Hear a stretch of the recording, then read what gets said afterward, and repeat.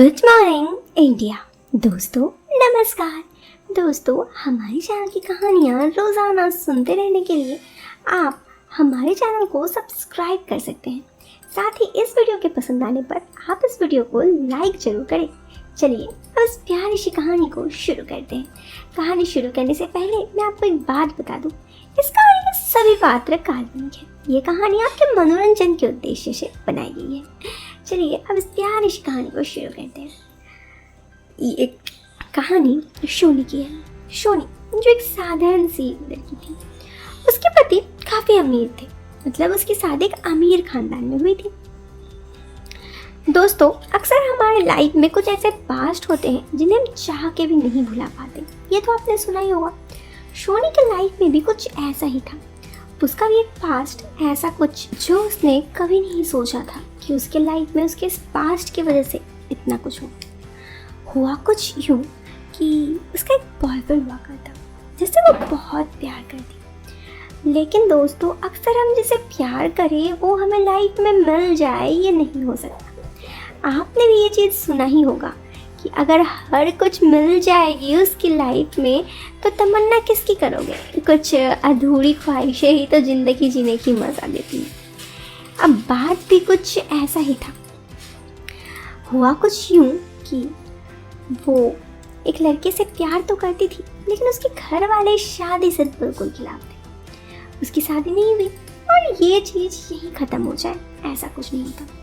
जिसे वो पसंद करती थी उससे अलग होकर उसने एक अरेंज मैरिज अपने घर वालों की मर्जी से शादी कर ली और फिर उसका शादीशुदा ज़िंदगी बेहद ही अच्छा चल रहा था।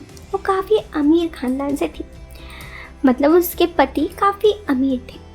और ऐसे ही कुछ दिन बाद अचानक से कुछ ऐसा हो गया कि उसके पति की सारी जितनी प्रॉपर्टी थी ना वो किसी और के नाम पे मतलब नीलामी हो गई। साथ ही उसके पति को बहुत ही बुरा केस में फंसा दिया गया जिससे उसके पति की जेल हो गई।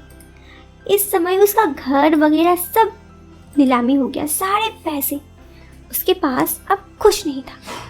उसे बिल्कुल समझ नहीं आ रहा था वो अब क्या करे। लेकिन फिर उसने सोचा समझा अब क्या कर सकते हैं। उसे पता चला एक यहाँ के मतलब उसके शहर के एक सबसे बड़ी वकील है। अगर वो उसके पास जाए तो वो केस जीत सकते हैं। वो उस वकील के पास जाती है, लेकिन उस वकील के पास जाने से कुछ ऐसा होता है जो आप सोच नहीं सकते। इनफैक्ट ये चीज़ उसने भी नहीं सोचा था। वो वकील कोई और नहीं बल्कि उसका पुराना एक्स था। उसे देखते ही वो बोलता है, अरे आज इस गरीब के घर पर इतनी खुशियों की दस्तक, तुम इस गरीब के पास कैसे आई। उसके एक्स बॉयफ्रेंड की बात सुन उसे शर्मिंदगी महसूस होती है। वो तुरंत कहती है, मुझे माफ़ कर दो, जो हुआ वो पास्ट था। मेरे घर वाले शादी के लिए नहीं माने तो मैं क्या कर सकती थी। लेकिन तुम्हारे घर वाले क्यों नहीं माने शादी के लिए? तुम्हारे पास पैसे नहीं थे। अभी तो पैसे हैं, अभी कर लो शादी। अरे नहीं कर सकती मैं अभी शादी, मैं एक शादीशुदा हूँ और मैं तुम्हारी पत्नी नहीं बन सकती चाह के भी। मैं यहाँ पे कुछ और सिलसिले में तुम्हारे पास आई हूँ। तो उसका एक्स राकेश कहता है, क्यों, अब क्या ज़रूरत पड़ गई इस गरीब की। वो कहता है, यार सुन लो, मेरे पति एक बहुत बुरी तरह से फंस चुके हैं और उनको इस बुरे जगह से तुम ही निकाल सकते हो।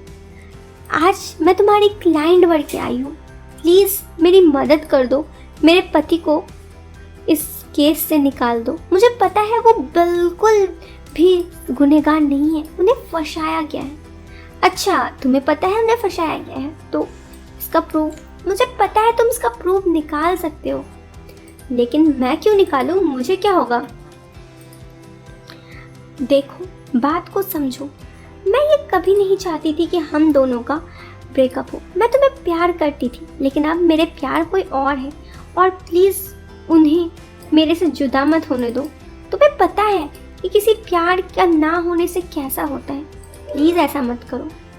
ठीक है मेरी फीस दे दो, मैं काम कर दूंगा। मेरा काम है दूसरे का मदद करना, तुम फीस दे दो। अरे नहीं दे सकती फीस। नहीं दे सकती मतलब मेरे पास पैसे नहीं है। जो भी मेरे पास पैसे थे वो सारे पैसे नीलामी हो गए। अब मेरे पास कुछ भी पैसे नहीं है। तो मैं तुम्हारी मदद क्यों करूँ ये मुझे बता दो। मैं तुम्हारी मदद कर सकता हूँ, इसके बदले मुझे कुछ फीस चाहिए। मेरे फीस दो, मैं यहाँ काम कर लूँगी, मुझे कोई दिक्कत नहीं है।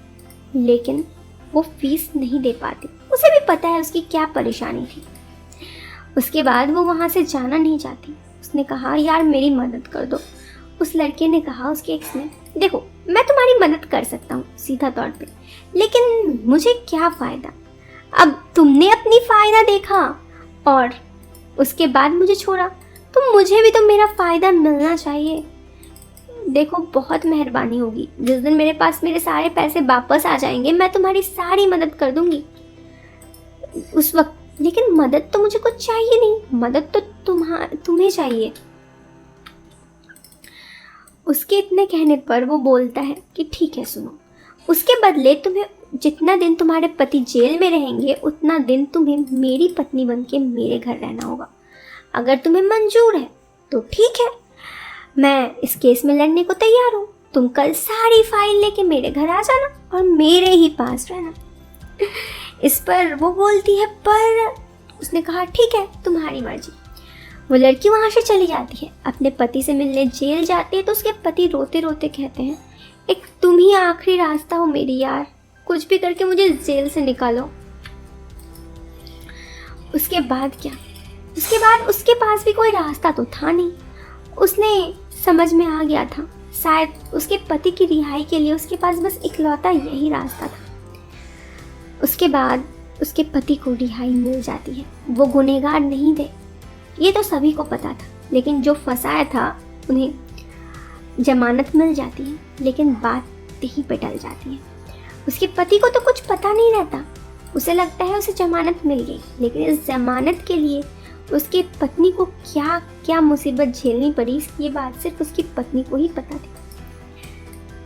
दोस्तों इस कहानी से मैं आपको बस यही कहना चाहती हूँ कि अक्सर हम गलत नहीं होते, सिचुएशन गलत होता है।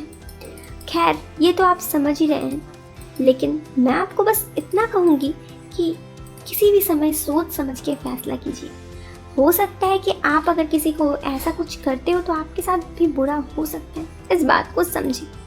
दोस्तों ये वीडियो अगर आपको पसंद आई हो तो आप इस वीडियो को लाइक कर सकते हैं। चैनल पे पहली बार आए हैं तो सब्सक्राइब करें। मिलते हैं फिर एक नए वीडियो में एक नया इंटरेस्टिंग टॉपिक के साथ। Till then bye bye, take care और अपना ख्याल रखिए। Tata bye.